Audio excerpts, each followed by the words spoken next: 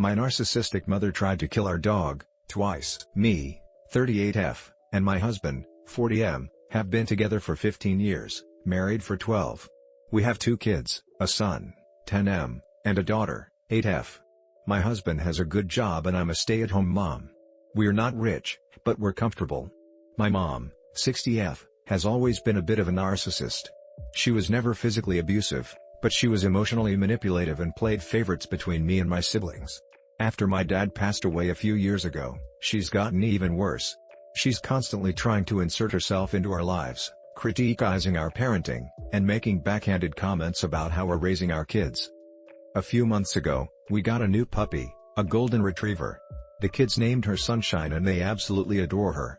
She's been a great addition to our family and has brought us a lot of joy. My mom has never been a fan of pets. She thinks they're dirty and a waste of money. When we got Sunshine, she made it clear that she didn't approve. She would make snide remarks about how we were spoiling the dog and how she was going to ruin our furniture and carpets. Despite her objections, the kids were over the moon about having a puppy. They took their responsibility of caring for her very seriously, making sure she was fed, walked, and played with every day. One day, my mom came over for a visit. As usual, she had something negative to say about Sunshine. "That dog is getting too big. You're going to have to get rid of her soon." I brushed it off, but I could see the hurt in my kids' faces. A few weeks later, I noticed that Sunshine seemed a little off. She wasn't her usual energetic self and she didn't have much of an appetite. I figured she might be coming down with something, so I made an appointment with the vet. The vet did a thorough examination and ran some tests. When he came back with the results, I was shocked. He said that Sunshine had been poisoned with rat poison. He asked if there was any way she could have gotten into something like that at home. I was stunned. We're very careful about keeping any toxic substances locked away and out of reach of the kids and pets. The vet said that if we hadn't brought her in when we did, it could have been fatal. I went home feeling sick to my stomach. Who would want to hurt our sweet puppy? And how did this happen? I started going through the house, looking for any sign of how Sunshine might have ingested rat poison. That's when I made a horrifying discovery. In the garbage can in my mom's guest bathroom, I found an empty box of rat poison pellets. My heart sank. Could my own mother really have tried to kill our dog? I confronted my husband with what I'd found. He was just as shocked and disgusted as I was. We decided to set up a security camera in the living room to see if we could catch my mom in the act if she tried something like this again. A few days later, my mom came over for one of her regular visits. As always, she made a snide comment about Sunshine. "I can't believe you still have that mangy mutt around. When are you going to get rid of it?" I could feel my blood boiling, but I kept my cool. "Mom, we love Sunshine. She's part of our family now. If you can't be supportive of that, then maybe you shouldn't come around as often." She scoffed. "Don't be ridiculous. I'm just looking out for you. That dog is a nuisance and a drain on your resources." I took a deep breath. "Mom, did you try to poison Sunshine?" She looked taken aback for a moment, then laughed nervously. "What? Of course not. Why would you even ask me something like that?" I pulled out the empty rat poison box from my purse. "Then how do you explain this? I found it in your bathroom trash can." Her face turned red with rage. "How dare you accuse me of something like that? I would never hurt an animal." My husband stepped in. "Mom, we're not accusing you of anything. We just want to know the truth. Did you purposefully give Sunshine rat poison?" She sputtered for a moment, then composed herself. "Fine, you want the truth? Yes, I did give that mutt some rat poison pellets, but only because I knew you'd never get rid of her otherwise. I was doing you a favor." I was stunned into silence. My own mother had tried to kill our beloved pet. And she thought she was doing us a favor? A favor? "You could have killed her," I yelled. "Do you have any idea how devastated the kids would be if something happened to Sunshine?" "Oh, don't be so dramatic," she snapped. "It's just a stupid dog. They would have gotten over it eventually." My husband stepped between us, sensing the situation was escalating. "Mom, you need to leave. Right now. What you did was unforgivable." She laughed bitterly. "You're kicking me out over a mangy mutt? Fine, see if I care. This family is ungrateful." With that, she stormed out, slamming the door behind her. I sank onto the couch, shaking with anger and disbelief. For the next few days, I could barely look at my mom without feeling disgusted. How could she be so cruel and calloused? Trying to kill our pet. one of the few sources of joy and comfort we had? It was unthinkable. My husband suggested we go no contact with her for a while to let things cool down. I agreed. I didn't think I could even be in the same room as her without exploding with rage. The kids noticed the tension, of course. We had to tell them what Grandma had done. They were devastated and couldn't understand how she could do something so mean to their beloved Sunshine. Does Grandma hate us? My daughter asked through tears. It broke my heart. No, honey, she doesn't hate you, I reassured her, though at that moment I wasn't so sure myself. A week passed with no word from my mom. Part of me was relieved to have some space, but another part worried she might try to retaliate in some way for us cutting her off. Sure enough, a few days later, I got a disturbing call from my son's school. Apparently, my mom had shown up unannounced and caused a huge scene, demanding to see my son. When the school officials refused because she wasn't on the approved pickup list, she became irate. She started screaming at the secretary, calling her names. They had to call the police to have her escorted off the premises. I was mortified. How could my own mother act that way at an elementary school? She clearly had no shame or boundaries anymore. The school warned that if something like that happened again, they would have to pursue a restraining order against her. I felt sick thinking we might have to go that far with my own mom. Things only got worse from there. A few days later, my husband's boss called him into his office looking concerned. Apparently, my mom had shown up at his workplace, ranting and raving about what terrible parents we were. His boss insisted it was no big deal, but my husband was still deeply embarrassed and worried this could impact his career if she kept harassing his colleagues. That weekend, the doorbell rang incessantly. When I finally answered, it was a process server, handing me papers saying my mom was suing us for grandparental alienation. I couldn't believe the audacity. We went no contact with her because she literally tried to kill our dog. But in her narcissistic mind, she was the victim. My husband and I knew we had to lawyer up and take this seriously. We never dreamed it would escalate this far, but my mom was off the deep end. With the legal situation brewing, the stress in our household was palpable. My husband had to take time off work to deal with court proceedings and lawyer meetings. I tried to shield the kids from it as much as possible, but they could sense the tension. One night after they were in bed, my husband and I were reviewing the outrageous claims in my mom's lawsuit over a glass of wine, trying to stay calm. That's when we heard the blood-curdling screams. We raced upstairs to find our bedroom window smashed in and Sunshine whimpering in a pool of blood, shards of glass surrounding her. My mom must have thrown a rock or something through the window to get to her. We rushed Sunshine to the emergency vet, praying she would be okay. The vet said she'd need surgery to remove pieces of glass, but she would survive. I broke down sobbing in relief, but also horror that my own mother could be so evil. After the incident with Sunshine, we decided enough was enough. We got a restraining order against my mom, prohibiting her from coming within 500 feet of our home or the kids' schools. Her grandparental alienation case was thrown out once the judge saw the evidence of her trying to kill our dog, twice. The judge was legitimately disturbed by her behavior. My mom was also charged with animal cruelty and vandalism for the window incident. She tried to play dumb, saying she never meant to hurt Sunshine, but the evidence was damning. In the end, she was sentenced to 6 months in county jail and ordered to pay restitution for Sunshine's vet bills, our broken window, and our legal fees. It was a small price to pay for her evil actions, in my opinion. The worst part was trying to explain to the kids why Grandma had to go to timeout, as we called it. How do you make a child understand that level of cruelty from a grandparent? With the legal battle finally over, we could start to pick up the pieces. My mom was in jail, Sunshine was on the mend from her injuries, and we had the restraining order in place in case she tried anything after her release. But the emotional scars ran deep. The kids were confused, hurt, and had lost all trust in their grandmother. My daughter constantly asked if Grandma hated her and Sunshine. It broke my heart. My husband and I went to family counseling to help navigate this drama and figure out how to move forward, restore a sense of safety. The therapist reassured us that cutting my mom out of our lives completely, at least for now, was the healthiest thing. I wrestled with guilt over having to take such drastic legal action against my own mother. But I kept reminding myself that her behavior was unforgivable. She didn't just betray our trust, she actively tried to harm an innocent animal my kids adored. In the months that followed, life slowly started feeling normal again, or at least our new normal. Sunshine made a full recovery from her injuries, though she was understandably more skittish around strangers now. The kids were resilient as most kids are. With time and counseling, They stopped asking so much about why Grandma did what she did. I think they realized there was no logical explanation for that level of cruelty and vindictiveness. My husband and I had to consciously work on restoring our sense of safety and sanctity of our home. We increased security, installed better locks, cameras, alarms, anything to prevent another violation like that. What lingered most was the simmering anger and resentment I felt toward my own mother. She showed no remorse, even after getting out of jail.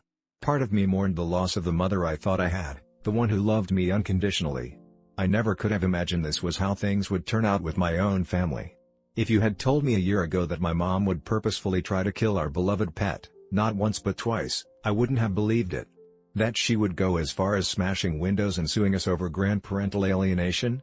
Absolutely inconceivable. But that's the insidious nature of narcissistic personalities like my mom's. Their total lack of empathy, their ability to view themselves as the constant victim no matter how atrocious their behavior. It rips families apart in the cruelest of ways.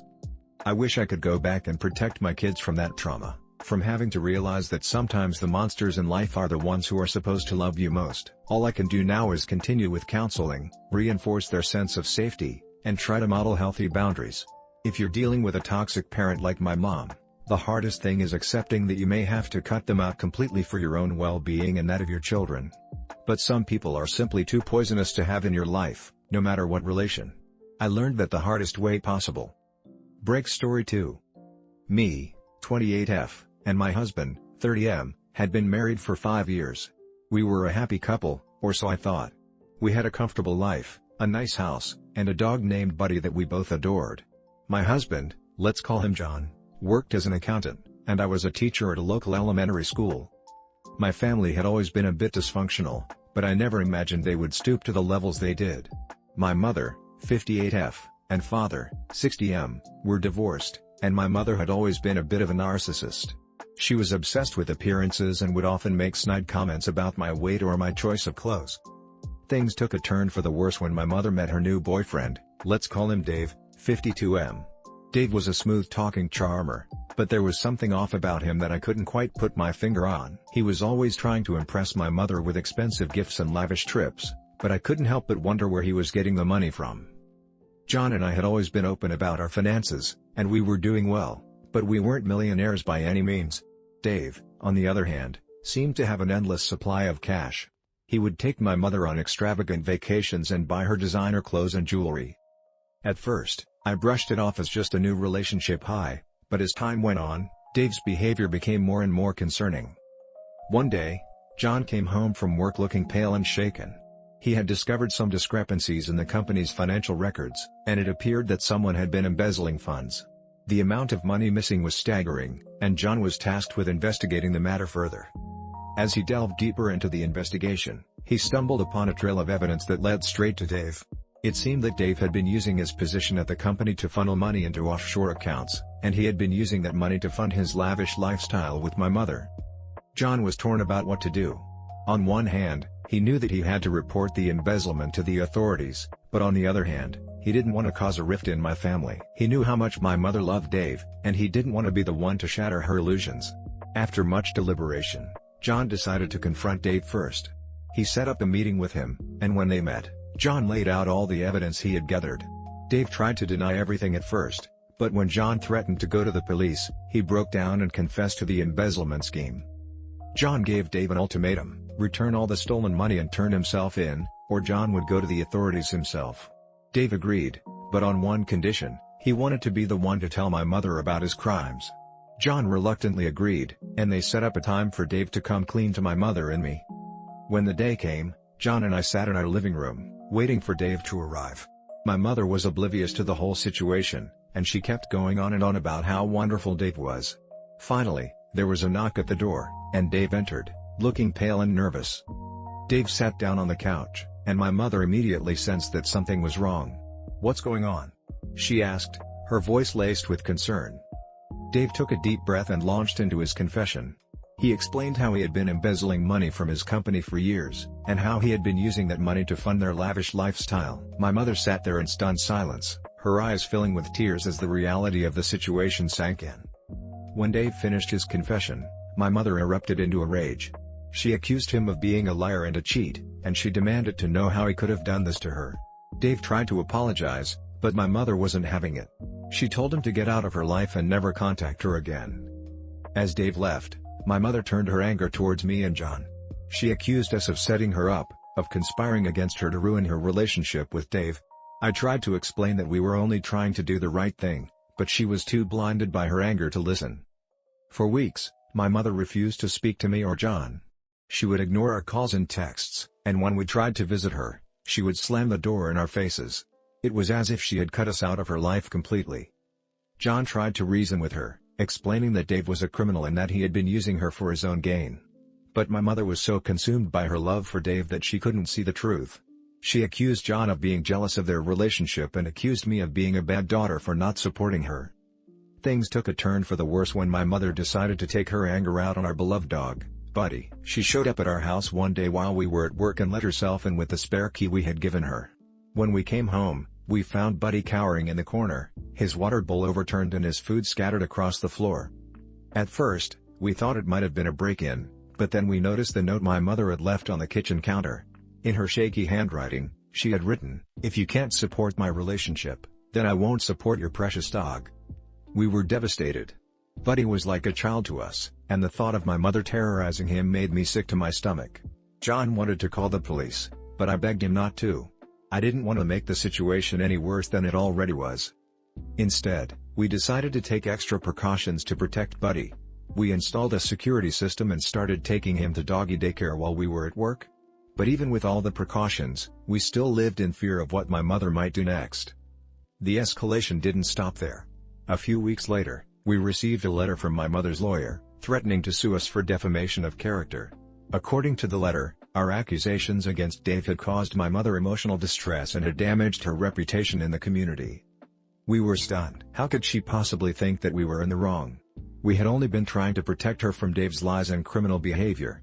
But my mother was so blinded by her love for him that she couldn't see the truth. We knew we couldn't let my mother's threats go unanswered, so we hired a lawyer of our own. Our lawyer advised us to file a restraining order against my mother, citing her threats against Buddy and the emotional distress she had caused us. The legal battle was long and ugly. My mother fought us every step of the way, claiming that we were the ones who had caused her emotional distress by turning Dave into the authorities. In the end, the judge granted us a temporary restraining order, prohibiting my mother from coming within 500 feet of our home or Buddy. While the restraining order gave us some peace of mind, it didn't solve the underlying issue. My mother was still in denial about Dave's crimes, and she was convinced that we were the ones who had wronged her. Dave, on the other hand, had pleaded guilty to the embezzlement charges and was sentenced to 5 years in prison. But even from behind bars, he continued to manipulate my mother, convincing her that he was the victim and that we were the ones who had betrayed him. The emotional toll of the situation was immense. I felt like I had lost my mother, not just physically, but emotionally as well. She had chosen her love for a criminal over her love for her own family, and that was something I couldn't come to terms with. John and I started seeing a therapist to help us cope with the trauma of what had happened. We both struggled with feelings of guilt and anger, wondering if there was anything we could have done differently to prevent the situation from spiraling out of control. As for my mother, she remains estranged from us to this day. She has cut off all contact, and we have no idea where she is or what she is doing. It's a painful reality, but one that we've had to come to terms with. Through it all, Buddy has been our constant source of comfort and joy. He reminds us that even in the darkest of times, there is still love and happiness to be found. And for that, we are grateful. If there's one lesson to be learned from our story, it's this: love can blind us to the truth, but it's up to us to open our eyes and see the reality of the situation. My mother's love for Dave clouded her judgment and led her down a path of destruction. But John and I have vowed to never let that happen to us. We may have lost my mother, but we still have each other. And that's something worth fighting for. //